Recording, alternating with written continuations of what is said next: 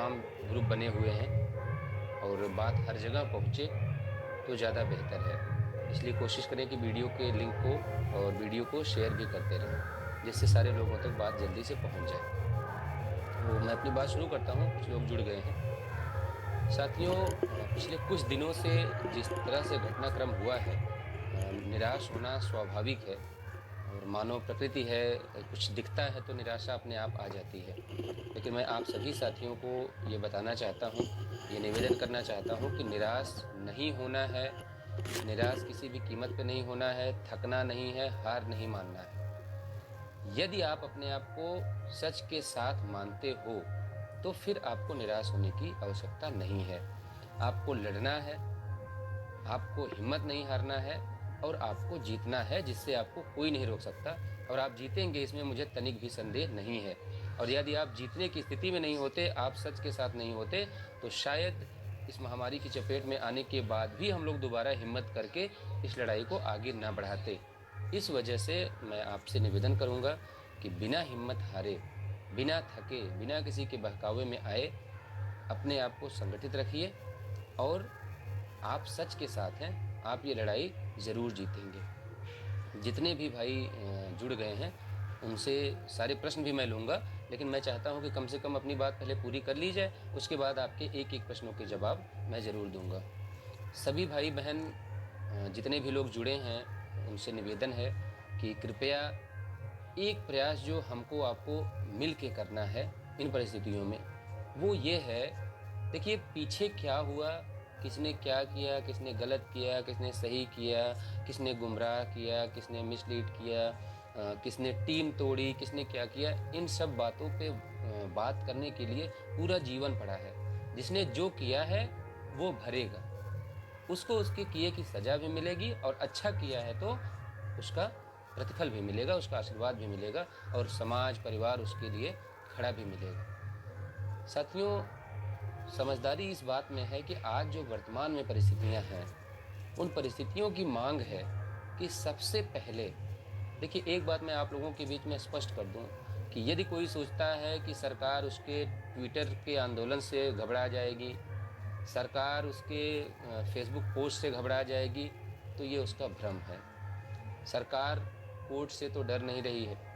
सरकार ने अपना आयोग बना रखा है लोगों को बेवकूफ़ बनाने के लिए, जिससे कोई जन आंदोलन न तैयार हो जाए, जन आंदोलन न खड़ा हो जाए, सरकार की ज़्यादा किरकिरी हो जाए, इसलिए उसने विभिन्न आयोग बना रखे हैं। उसके नाम पे लोगों को गुमराह किया जा रहा है। और उससे भी बड़ी बात, आज आपके समाज के लोग जो आपके नेता हैं, जिनको आप नेता मानते हो, चाहे वो अखिलेश यादव हों, चाहे मायावती हों, सबके अपने अपने स्वार्थ हैं। और इस सरकार में जो हमारे पिछड़ों के नेता हों, चाहे वो स्वामी प्रसाद मौर्य हों, चाहे वो केशव प्रसाद मौर्य जी हों, स्वतंत्र देव सिंह हो, सबको अपनी कुर्सी प्यारी है। जैसे हमको आपको अपनी नौकरी प्यारी है, वैसे उनको भी अपनी कुर्सी प्यारी है। तो जब तक आप अपने लिए नहीं एकजुट होंगे, जब तक आप नहीं खड़े होंगे अपने लिए, तब तक आपकी मदद करने के लिए कोई भी नहीं खड़ा होगा। इस बात को जितना जल्दी हम पिछड़े वर्ग के लोग समझ लें, उतना बेहतर है। मेरा एक निवेदन आप सभी लोगों से है कि अभी ये मान के ना बैठ जाएं कि अब सब कुछ खत्म हो गया है। सच बताएं तो अब से चीज़ें शुरू हुई हैं। इतने दिन हमने कोर्ट में उनके ऊपर आरोप लगाए थे कि आपने हमारे साथ ऐसा गलत किया है। अब उनका जवाब आ गया है और उनका जवाब जब हम लोगों ने देखा है, तो उस जवाब में उन्होंने सिर्फ और सिर्फ गोल मटोल करके चीज़ों को घुमा के प्रस्तुत किया है। और उनका ये कहना है कि इनकी रिट पिटीशन खारिज की जाए। इसमें कुछ भी सत्य नहीं है जो इन्होंने आरोप लगाए हैं। हाँ, हमारे आरोप के काट में उन्होंने कुछ भी साक्ष्य नहीं लगाया है। वो एक तरफ कह रहे हैं कि आपने कोई साक्ष्य नहीं लगाया है। हालांकि एक बात ये भी सही है कि जल्दबाजी में उस समय जो पिटीशन दाखिल की गई, पहली पिटीशन, उसमें कुछ चीज़ें नहीं लगाई गई, लेकिन उसका ये मतलब नहीं है कि आप उसको बेस बना के जो और पिटीशन दाखिल हुई हैं उस पर जवाब देने से बच रहे हैं। तो सभी लोग उसके लिए तैयारी में लगे हुए हैं। हम लोगों ने अपनी तरफ से पूरी तैयारी कर ली है। चूँकि लोहा सिंह पटेल यहाँ पे नहीं है और जैसे ही वो आते हैं, क्योंकि उनके सिग्नेचर के बाद ही ये फाइल होनी है, और उनकी तरफ से भी तैयारी का क्या है रुख, वो उनके यहाँ आने के बाद भी पता चलेगा, क्योंकि उनकी याचिका में पहले काउंटर लगेगा, उसके बाद और में लगना है। इसलिए हम लोग उनका इंतज़ार कर रहे हैं। जैसे ही वो आएंगे, रिजॉइंडर हमारी तरफ से दाखिल करके आने वाली 2 डेट में, मैक्सिमम 3 डेट, उससे ज़्यादा डेट नहीं लगनी है हाई कोर्ट में, और जिस दिन रिजॉइंडर लग जाएगा और जिस दिन पहली बहस हो जाएगी, सरकार जिस दिन बहस पे आएगी, उसके बाद से इनको भागने का मौका बिल्कुल नहीं दिया जाएगा।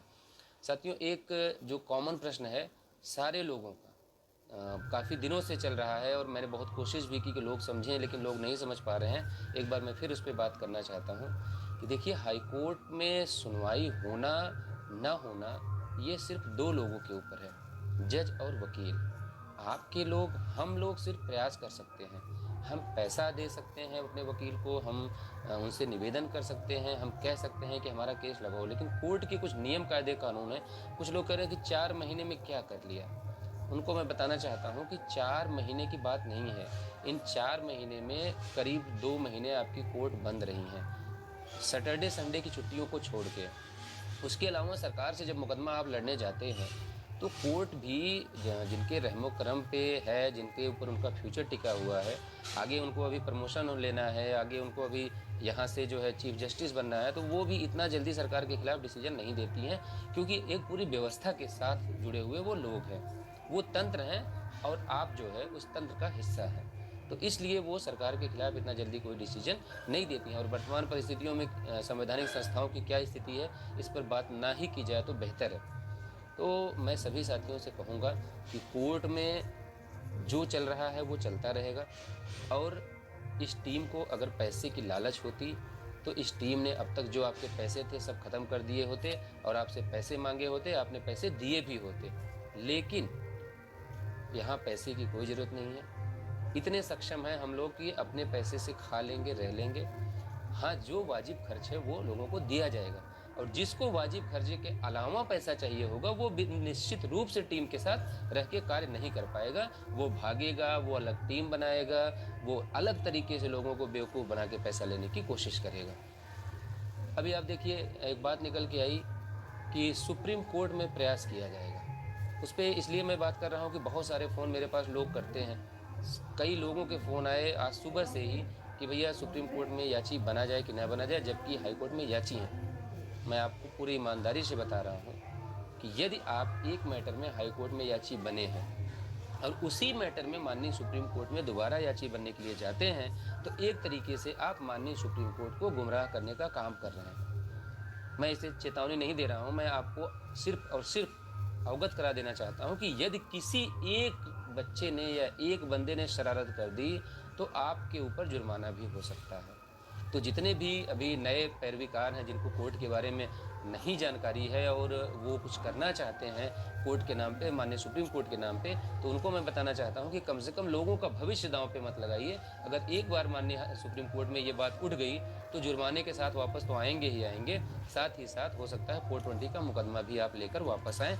और मेरी इस बात पे अगर किसी को एतबार ना हो तो वो अपने किसी भी परिचित के वकील या किसी भी जानकार व्यक्ति से संपर्क कर सकता है कि यदि आप एक मामले को लेकर हाई कोर्ट में याची बने हैं, उसी मामले को लेकर हाई कोर्ट में लड़ रहे हैं और दोबारा सुप्रीम कोर्ट में जाके उसी बेस पे अगर दोबारा वहाँ याची बनते हैं, तो ये कोर्ट का, आपने कोर्ट को गुमराह करने का काम किया है, और आपके ये कार्य जो है 420 के दायरे में आता है कि आप जो है कोर्ट का कीमती समय बर्बाद कर रहे हैं। तो उन सभी अगुवाकारों से निवेदन है कि जो सुप्रीम कोर्ट के नाम पे लोगों को जोड़ रहे हैं, लोगों से पैसे ले रहे हैं, उनसे इतना निवेदन है कि कम से कम इतनी कृपा कर दीजिए कि इस बेरोजगारी में किसी के ऊपर मुकदमा ना हो। ऐसा कुछ करिए, आप सिर्फ उन्हीं लोगों के नाम से पिटीशन फाइल करिए या उन्हीं लोगों को लेकर जाइए जो कहीं भी हाई कोर्ट में इस मामले को लेकर पिटीशन में शामिल नहीं है, अन्यथा आप उन पर भी मुकदमा दर्ज करवा दोगे।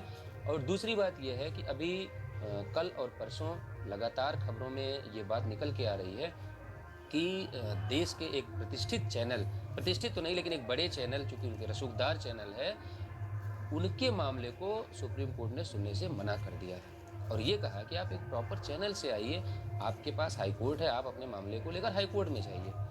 अब मुझे ये नहीं समझ में आता कि जब हमारा मामला माननीय हाई कोर्ट में लंबित है और अगर सरकार ने जो है काउंटर नहीं लगाया होता, तब भी हमारे पास एक रास्ता होता कि चलिए ये काउंटर नहीं लगा रहे हैं, हम इसलिए आपके पास हैं।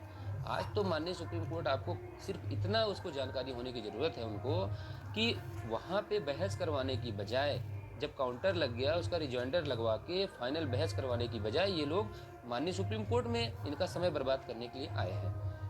बस, और मैं कुछ नहीं कहना चाहता।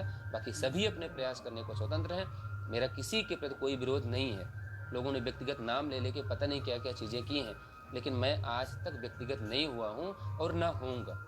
लेकिन मैं अपने जितने भी साथी हैं, जिनको उम्मीद है इस नौकरी की, जिनको उम्मीद है इस 69,000 की भर्ती में, उनमें मैं सभी से एक निवेदन करूँगा कि इस कड़ी में, इस लड़ाई में जीतने का सिर्फ़ और सिर्फ़ एक रास्ता है कि हम संगठित होकर, एक होकर, एक-दूसरे का हाथ पकड़ के, एक-दूसरे को भरोसे में लेके अगर कोई कार्य करेंगे, तभी हम सफलता पाएँगे। नहीं तो जो अभी नए लोग हैं जिनको लगता है कि 4 महीने में हाई कोर्ट से सब कुछ हो जाना चाहिए था। देखिए, सब कुछ हो जाना और कोर्ट में केस जीतना 2 अलग चीज़ें हैं। होने को तो हम लोग भी 2 डेट में मुकदमा फाइनल करवा सकते हैं। लेकिन यदि हमारा मुकदमा हम हार गए तो क्या होगा? उसका आपने सोचा है? हम ये नहीं चाहते कि हमारा कोई भी मामला डिसमिस हो। हमारा जो भी निर्णय आए वो 4 महीने बाद आए, लेकिन हम उसमें जीतें। इसलिए सभी